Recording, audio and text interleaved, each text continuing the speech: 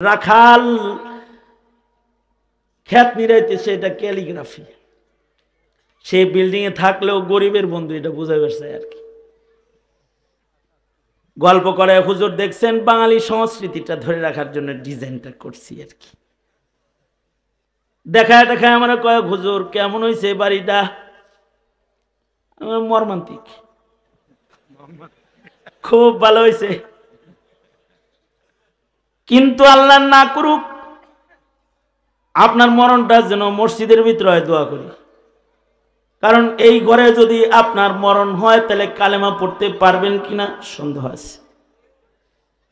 তো মুখটুক কালো হয়ে গেছে, কি করেন হুজুর এই ঘরে কালেমা পড়বো না? মানে না, যত মূর্তি, যত ছবি আর যত ডিজাইনার, যেমন কুত্তার বাচ্চা ঘরে দাঁড় করায় রাখছেন,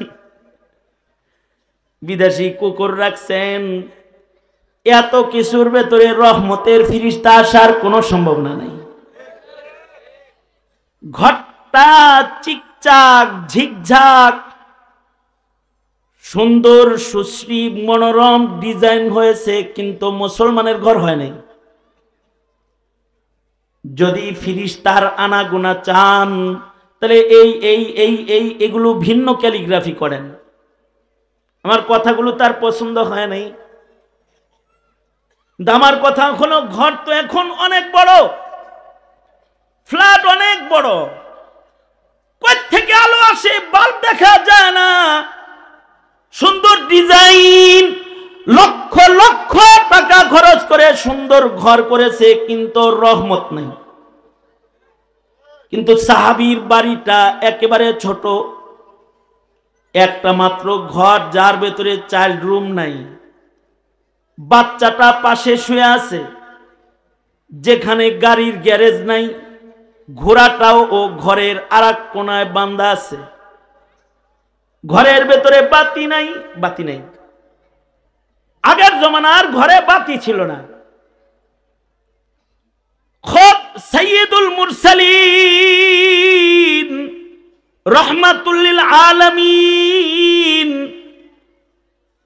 মুহাম্মাদুর রাসূলুল্লাহ সাল্লাল্লাহু আলাইহি ওয়াসাল্লামের ঘরে বাতি জ্বলতো না, চেরাগে তেল নাই।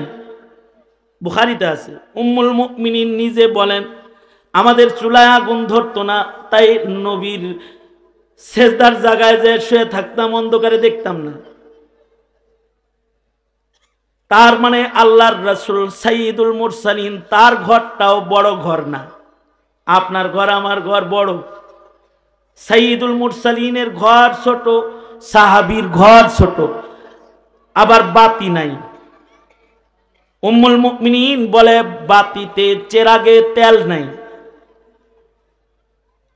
অথচ মুহাম্মাদুর রাসূলুল্লাহ সাল্লাল্লাহু আলাইহি ওয়াসাল্লাম আল্লাহরে যদি বলতেন, ওগো আল্লাহ এই উহুদ পাহাড় আমার জন্য স্বর্ণ বানায় দাও, তো আল্লাহ তাআলা উহুদ পাহাড়কে নবীর জন্য স্বর্ণ বানায় দিতেন। তার ঘরে ঐচ্ছিক দারিদ্রতা। নবী আলাইহিস সালাতু ওয়াস সালাম ঘরের ভেতরে চেরাগে তেল নাই। আল্লাহর রাসূল সাল্লাল্লাহু আলাইহি ওয়াসাল্লাম নামাজ পড়ে, ঘরে নামাজ আছে, ঘরে ইবাদতের আলো আছে। সাহাবীর ঘরের ভেতরে বাতি নাই। ঘরটা বড় নয়, কিন্তু উপর থেকে নূর আসে যায়।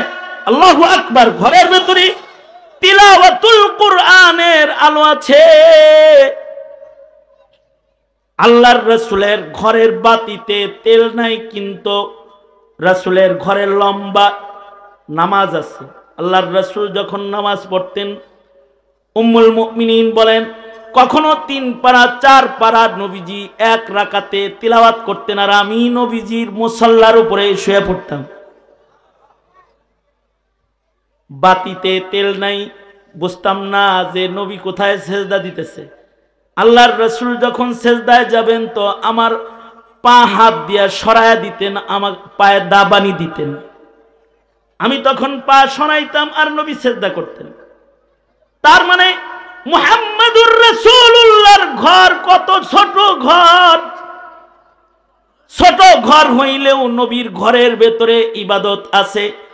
তোমার আমার ঘর অনেক বড় ঘর, কিন্তু তোমার ঘরে টেলিভিশন আছে, তোমার ঘরে সিনেমা আছে, তোমার ঘরে নাটক আছে, তোমার ঘরে বাদ্যের আওয়াজ আছে, তোমার ঘরের ভেতরে ছবি আছে, তোমার ঘরের ভেতরে মূর্তি আছে, তোমার ঘরের নামাজ নাই, তোমার সন্তানের ওযু করার জায়গা নাই, তোমার বিবির নামাজের জায়গা নাই, তোমার আমার আধুনিক ঘর, কিন্তু মুসলমানের যারা ইবাদত ঘরের ভেতরে নাই।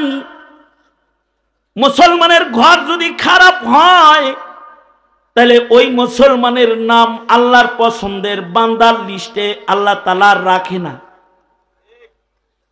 আল্লাহর পছন্দের বান্দার লিস্টে তার নাম রয় যার ঘরের ভেতরে বাতি নাই, ডিজাইন নাই, কিন্তু ইবাদত বিদ্যমান রয়। ওয়াল্লাযীনা ইয়াবিতুনা লিরাব্বিহিম সুজদান ওয়া কিয়ামা। যে ঘরের বাসিন্দারা নামাজ পড়ে, যে ঘরের বাসিন্দারা জিকির করে, যে ঘরের বাসিন্দারা তিলাওয়াতুল কুরআন করে, এ ঘরের বাসিন্দাদের নাম আকাশে আল্লাহর গোলামের খাতায় আছে। আল্লাহু আকবার জোরে করে বলেন। ঘরে কি করবা? খালি মসজিদে এসে ইবাদত করার জায়গা? আমার মহল্লায় এক চাচা আছে, কোরআন শরীফ পড়তো মসজিদের ভিতরে, মুয়াজ্জিনের সাথে ঝগড়া লাগাই দিত আগে দরজা খোলা নিয়া। হ্যাঁ, আমি একটু তেলাওয়াত করব, আগে আহিয়া আপনারা খুঁজা পাই না, মুয়াজ্জিন আজানের টাইমে খুলে।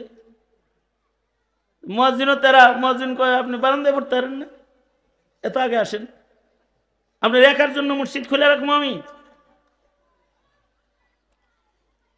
এত আগে আসেন কে? কয় একটু তেলাওয়াত করি।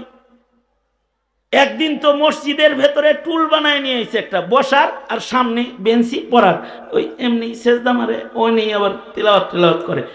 হাত্তাকি খতিব সাহেব যখন খুতবা করে সেও তখন ওখানে তেলাওয়াত করে। কত বড় বুজুর্গের বুজুর্গ, চিন্তা করছেন? আমি তো একদিন ধরে বইছি, চাচা এটা কি আপনার মসজিদে এসে কোরআন শরীফ পড়ন লাগবো? কোরআন শরীফ বাড়িতে পড়তে পারেন না আপনি? বাড়ি পরিবেশ আছে নাকি? আমি তাহলে আপনার বাড়ি তো খারাপ বাড়ি। বাড়ি পরিবেশ নাই, বাড়িতে কোরআন শরীফ পড়ার জায়গা নাই, কিন্তু মসজিদে এসে হুজুরের লোকে খোঁচাখুচি করার সময় তো অনেক আছে।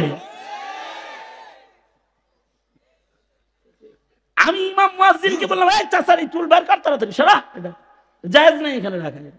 এর ঘরে নামাজ পড়তে কথা, ঘরে টিভি চলে, বুজুর্গি দেয় মসজিদের ভিতরে। ঠিক বললেও ঠিক, না বললেও ঠিক।